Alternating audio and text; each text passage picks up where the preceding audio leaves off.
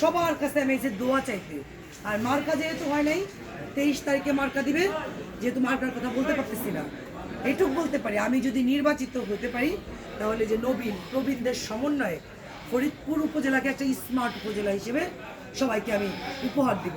2, কর্মসংস্থান, যে মহিলাদের কর্মসংস্থান আছে না, বাইরে যে পশুপালন, পাখি পালন, এই সমস্ত। আরে দোয়া চাই আপনাদের কার হাতের বরকতে কি হয়, মাথায় দোয়া করে দেন, দোয়া করেন আমার জন্য। সহযোগিতা, আপনাদের ভোট, আপনাদের সমর্থন সবই দরকার। আমার অনুরোধ, আমি আপনাদের কাছে আসছি, আমি আপনাদের পরিচিত, দূরের কেউ না, আপনাদের নিজেদের কেউ দাঁড়াইছে কিনা আমি জানি না। এই পদে কি কেউ দাঁড়াইছে? তো যেহেতু কেউ আসছে আপনাদের কাছে ভোট চেতে, যেহেতু আমি আপনাদের কাছে আসছি, আর আমি 29 বছর ধরে রাজনীতিতে আছি, আমি ফরিদপুর জেলা যুব মহিলা লীগের সভাপতি। এখন আমি মানুষের জন্য কাজ করতে চাই, কিন্তু জনপ্রতিনিধি না হলে তো মানুষের জন্য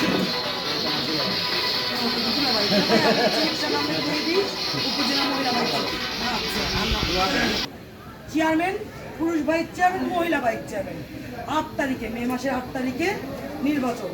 কালকে যাচাই বাছাই হবে, আর হচ্ছে 23 তারিখে মার্কা দেবে। এখন আমি মার্কা পাইনি, শুধু নামটা বলতেছি, রুকসানা আহমেদ মেহেদি।